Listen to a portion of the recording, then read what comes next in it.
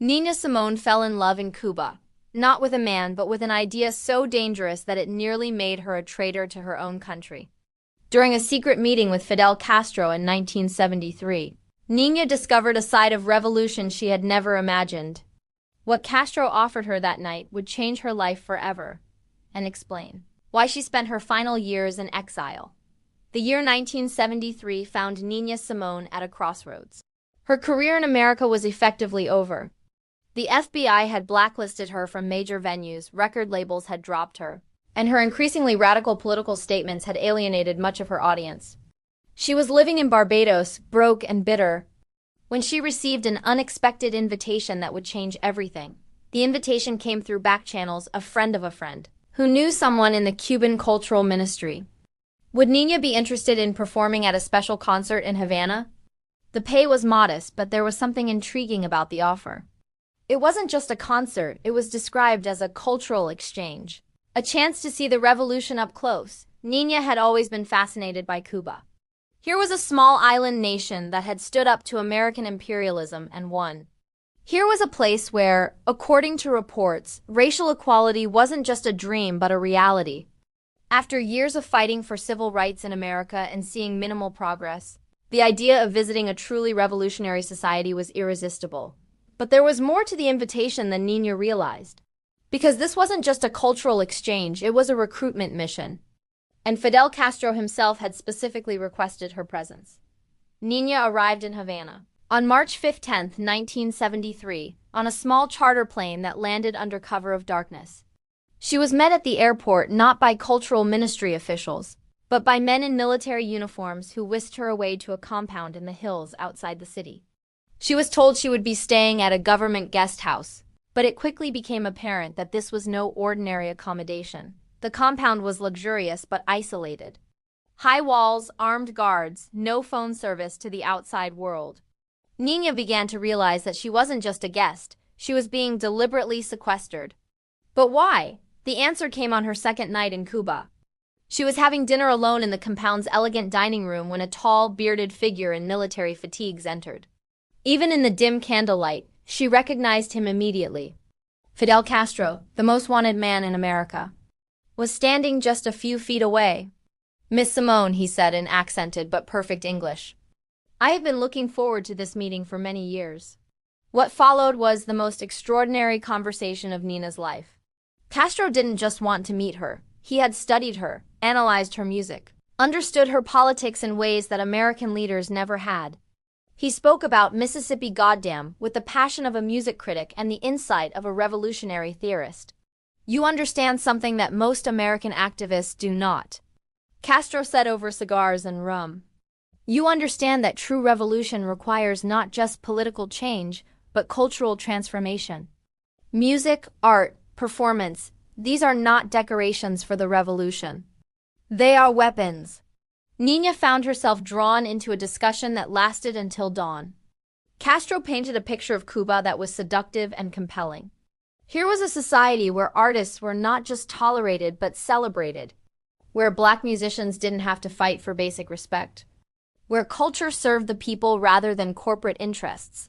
But Castro's real purpose became clear as the night wore on. He wasn't just sharing his vision of Cuba, he was recruiting Nina to help spread that vision to America.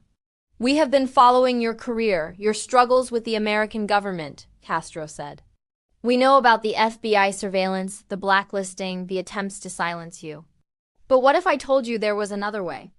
What if instead of fighting a losing battle in America, you could help lead a winning one here?"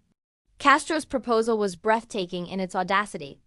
He wanted Nina to become the voice of international revolution, to use her platform to promote Cuban-style socialism throughout Latin America and Africa. He offered her everything America had denied her: respect, resources, a government that would support rather than suppress her artistic and political vision. "Imagine," Castro said, his eyes bright with revolutionary fervor, "concerts in every capital of the developing world. Your voice carrying the message of true freedom, true equality to millions who have never heard it. You could be more than an entertainer, more than an activist. You could be a liberator." The offer was intoxicating. Here was a leader who understood her frustrations, who valued her contributions, who saw her as more than just an angry black woman making trouble. Castro spoke to Nina's deepest desires, to be heard, to be respected, to have her art serve a purpose greater than entertainment, but there was more to Castro's recruitment than idealistic appeals. He also had practical inducements. The Cuban government would provide Nina with a mansion in Havana, a recording studio, a full orchestra at her disposal. She would be given Cuban citizenship and diplomatic status. Most importantly, she would be protected from American retaliation. "You are tired of being a refugee in your own country," Castro observed. "Why not become a citizen of a country that truly values you?" Nina was genuinely tempted. The America she had fought for had never materialized. Instead of civil rights progress, she had watched the movement splinter and fade. Instead of artistic respect, she had faced increasing marginalization. Instead of the peaceful integration she had once believed in, she had seen cities burn and leaders assassinated. Cuba, by contrast, seemed to offer everything she had been seeking. Racial equality was written into the Constitution. Artists were supported by the state rather than exploited by corporations. The government promoted culture rather than suppressing it. But as Castro outlined his vision, Nina began to understand the full implications of what he was asking. This wasn't just about moving to Cuba or even becoming a Cuban citizen. Castro wanted her to become a propaganda tool, to use her voice and reputation to promote Cuban interests around the world. "There are concerts we would like you to perform in Angola, in Algeria, in Vietnam," Castro explained. "Places where American imperialism is being challenged, where the people need to hear that even America's own artists support the revolutionary cause." Nina realized that accepting Castro's offer would mean more than leaving America. It would mean actively working against American interests abroad. She would become not just an exile, but a defector, using her platform to undermine her birth country on the international stage. The moral complexity of the situation kept Nina awake for the remainder of her stay in Cuba. She spent hours walking the compound's grounds, thinking through the implications of Castro's offer. On one hand, America had indeed failed her. The country she had tried to serve through her art and activism had repaid her with surveillance, blacklisting, and exile. On the other hand, becoming Castro's cultural ambassador would mean abandoning any hope of reconciliation with America. It would mean crossing a line from which there could be no return. Castro gave Nina time to consider his proposal. But he also continued his seduction campaign. He arranged for her to tour Havana, showing her schools where children of all races learned together, hospitals that provided free care to everyone, cultural centers where artists worked without commercial pressures. "This is what revolution looks like when it succeeds," Castro told her as they watched an integrated dance troupe perform in a community center. "This is what you have been fighting for in America. The only difference is that here we achieved it." The tour was carefully orchestrated to show Cuba at its best, and Nina was indeed impressed. But she was also experienced enough to recognize propaganda when she saw it. The Cuba she was being shown was real, but it wasn't complete. She noticed the armed guards, the restricted movement, the careful control of what she was allowed to see. On her final night in Cuba, Castro made his ultimate appeal. They were alone in his private study, surrounded by books on revolution and photos of guerrilla campaigns. The romantic atmosphere was deliberate, soft lighting, fine wine, the sense of sharing secrets with one of the world's most powerful men.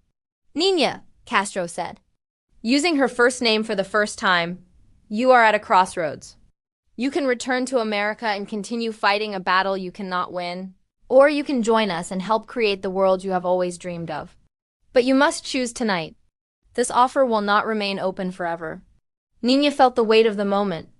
This was indeed a crossroads, not just for her career, but for her entire identity. Accepting Castro's offer would mean security, respect, and purpose. It would also mean betraying everything she had once believed about America's capacity for change. In that study, surrounded by the artifacts of successful revolution, Nina made her choice. She looked Castro in the eye and gave him an answer that surprised them both. "Comandante," she said, "I am honored by your offer, and I am inspired by what you have built here. But I cannot accept. Not because I love America, I'm not sure I do anymore, but because if I stay in Cuba, I become your voice instead of my own. And the one thing I have never been willing to sacrifice is my independence." Castro's expression was unreadable. You understand what you are giving up? You understand what you are giving up? The protection, the platform, the opportunity to reach millions? I understand, Nina replied. But I also understand that revolution cannot be exported like sugar or tobacco.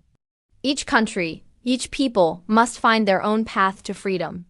Mine lies not in becoming Cuban, but in remaining myself.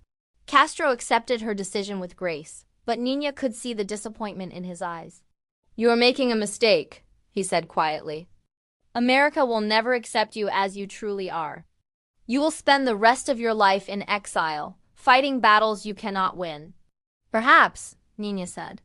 But they will be my battles, fought on my terms, with my voice. That has to be enough. Nina left Cuba the next morning, but the experience had changed her profoundly. She had seen an alternative to American capitalism and racism, but she had also recognized the price of accepting that alternative. More importantly, she had clarified her own values: independence above security, authenticity above acceptance. The meeting with Castro remained secret for the rest of Nina's life. Neither the Cuban nor American governments acknowledged it, and Nina herself never spoke about it publicly. But the impact of those 3 days in Cuba could be seen in everything she did afterward. Nina never returned to live in America, but she also never stopped being American in her own complicated way. She continued to critique her birth country from abroad, but she did so as an independent voice rather than as an agent of any other government. Her decision to reject Castro's offer also influenced her approach to other political movements. In later years, when various African governments offered her similar deals, citizenship, support, platform, she always declined. She had learned in Cuba that trading one form of dependence for another was not true liberation. The irony of Nina's Cuban experience was that by rejecting Castro's offer of safety and support, she had enacted the very independence that both American democracy and Cuban revolution claimed to champion. She had chosen the harder path of remaining true to herself rather than accepting the easier path of belonging to someone else's vision. In her final years, living quietly in France, Nina would sometimes reflect on her 3 days in Cuba. She never regretted her decision, but she often wondered what might have been. Could she have used Castro's platform to actually advance the cause of international racial justice? Or would she have simply become another voice in the propaganda machine? The questions remained unanswered, but Nina took comfort in knowing that she had faced the ultimate test of her principles and had not compromised. She had been offered everything she thought she wanted: respect, security, purpose, revolution, and had chosen instead to remain herself. Perhaps that was the most revolutionary act of all. In a world that demanded conformity, whether to American capitalism or Cuban socialism, Nina Simone had insisted on her right to be neither American nor Cuban, but simply Nina. It was a choice that condemned her to lifelong exile but preserved her artistic and moral integrity. The night she met Fidel Castro, Nina Simone fell in love with an idea, not Castro's idea of revolution, but her own idea of independence. It was a love affair that would sustain her through decades of loneliness and struggle, because it was the one relationship she never had to compromise. And in the end, that may have been worth more than all of Castro's promises combined. Because while revolution can be crushed and governments can fall, the human spirit's insistence on remaining free, truly free, is eternal. That was Nina Simone's real victory in Cuba.